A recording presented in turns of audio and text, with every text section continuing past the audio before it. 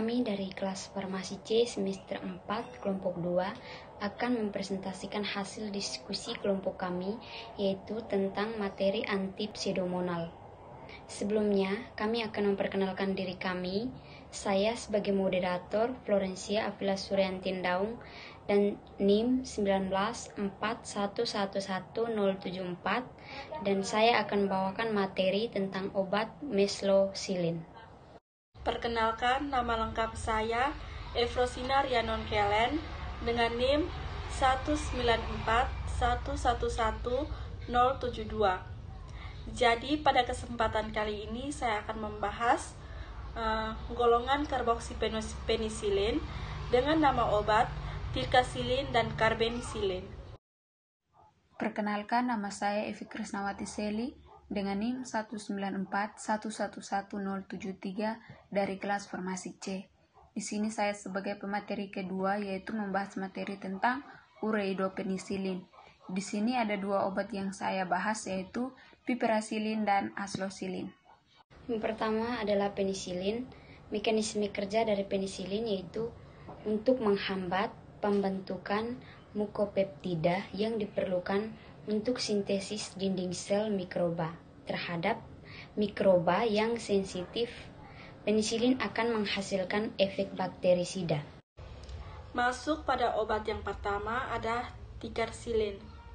Jadi tikarsilin ini diindikasikan untuk infeksi oleh Pseudomonas aeruginosa.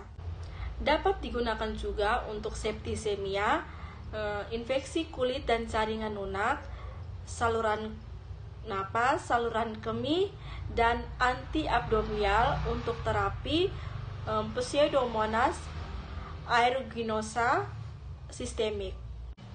Kemudian untuk mekanisme kerja dari tikarsilin ini berkisar pada kemampuannya untuk mencegah ikatan silang peptidoglikan selama sintesis dinding sel bakteri. Akibatnya, ketika bakteri yang berusaha mencoba menjalani pembelahan sel, maka yang terjadi adalah sel itu akan mati. Lalu untuk dosisnya, injeksi intravena lambat atau infus itu berkisar 15-20 gram per hari dalam dosis terbagi. Lalu untuk dosis anak berkisar 200-300 mg per kilogram per hari dalam dosis terbagi.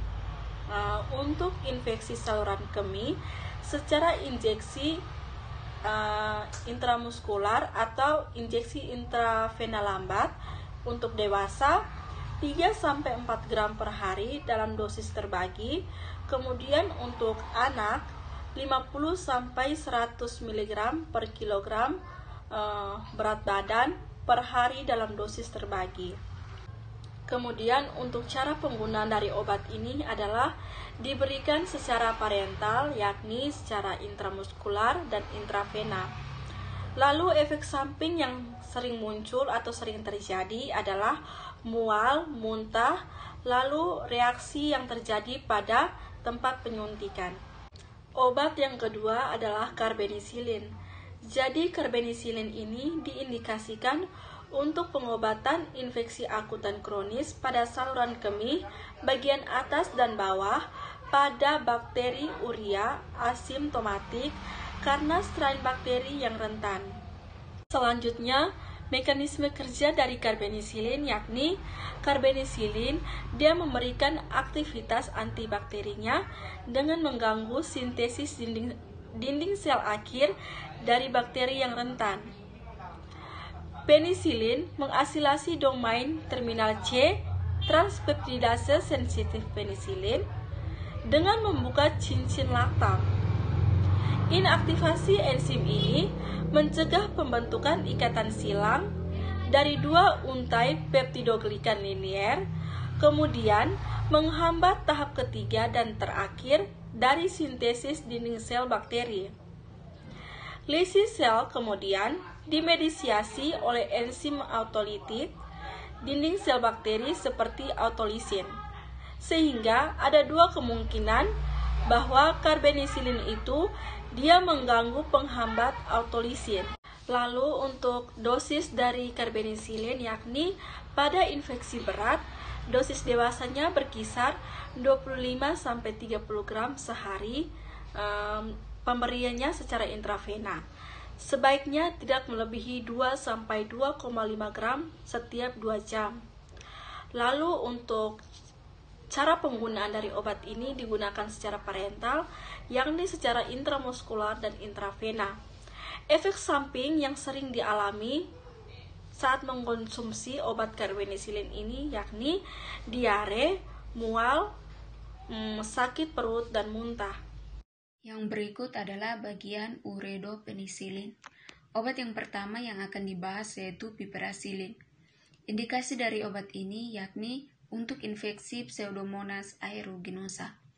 Untuk mekanisme kerjanya yaitu piperacillin menghambat tahap ketiga dan terakhir dari sintesis dinding sel bakteri.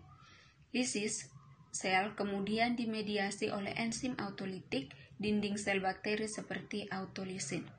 Ada kemungkinan bahwa piperacillin mengganggu inhibitor autolisin. Kemudian untuk dosisnya yaitu secara injeksi intramuskular atau injeksi intravena lambat atau infus intravena sekitar 100-150 mg per kilogram berat badan per hari dalam dosis terbagi. Pada infeksi berat yaitu sekitar 200-300 mg per kilogram berat badan per hari. Dan pada infeksi lebih berat yaitu 16 gram per hari. Dan dosis tunggalnya di atas 2 gram hanya diberikan secara intravena. Untuk cara penggunaannya, obat ini digunakan secara parental, yaitu intravena dan juga intramuskular. Efek samping yang paling sering terjadi setelah meminum obat ini yaitu diare, mual, sakit perut, dan muntah. Obat kedua yang dibahas yaitu aslocillin. Indikasi dari obat ini yakni untuk infeksi berat oleh kuman gram negatif, termasuk diantaranya adalah Pseudomonas aeruginosa. Kemudian untuk mekanisme kerjanya yaitu sama seperti obat sebelumnya menghambat tahap ketiga dan terakhir dari sintesis dinding sel bakteri. Lisis sel kemudian dimediasi oleh enzim autolitik dinding sel bakteri seperti autolisin. Ada kemungkinan bahwa aslocillin mengganggu inhibitor autolisin. Kemudian untuk dosisnya, dosis untuk orang dewasa yaitu 2 gram setiap 8 jam melalui intravenus, dan untuk infeksi yang mengancam jiwa sekitar 5 gram setiap 8 jam melalui intravenus.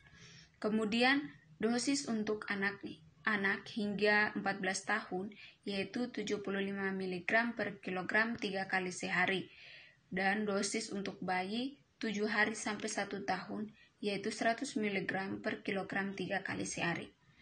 Untuk pengurangan dosis mungkin diperlukan jika pasien juga memiliki gangguan hati yang berat. Yang berikut yaitu cara penggunaan obat. Obat ini digunakan secara parental yaitu intramuskular dan intravena. Efek samping yang sering terjadi setelah minum obat ini yaitu diare, mual, sakit perut, dan muntah. Yang berikutnya adalah obat meslocillin. Indikasi dari obat meslocillin adalah untuk infeksi Pseudomonas aeruginosa. Mekanisme kerja dari obat meslocillin adalah untuk menghambat tahap ketiga dan terakhir dari sintesis dinding sel bakteri. Lisis sel kemudian akan dimediasi oleh enzim autolitik dinding sel bakteri seperti autolisin. Ada kemungkinan bahwa meslocillin mengganggu inhibitor autolisin. Dosis obat meslocillin yang pertama dosis untuk dewasa, yaitu untuk infeksi saluran kemih, dosisnya adalah 100-125 mg per kilogram per hari. Dosis normalnya adalah 1,5-2 gram untuk intravena atau intramuskular tiap 6 jam. Untuk infeksi saluran pernapasan, dosisnya yaitu 200-300 mg per hari dalam dosis terbagi. Untuk anak dengan berat badan 20 kg, dosisnya yaitu 50 mg per kilogram intramuskular tiap 4 jam. dosis 50 mg per kilogram intravena tiap 4 jam. Untuk bayi dengan berat badan 3 kg, dosisnya yaitu 50 mg per kilogram intramuskular tiap 4 jam dan dosis 50 mg per kilogram intravena tiap 4 jam. Cara penggunaannya adalah dengan digunakan secara oral dan parenteral atau intravena dan subkutan. Efek samping dari meslocillin adalah diare, mual, sakit perut, dan muntah. Sekian dari presentasi kelompok kami. Mungkin ada saran, pertanyaan dari ibu dan teman-teman, kami persilahkan. Terima kasih.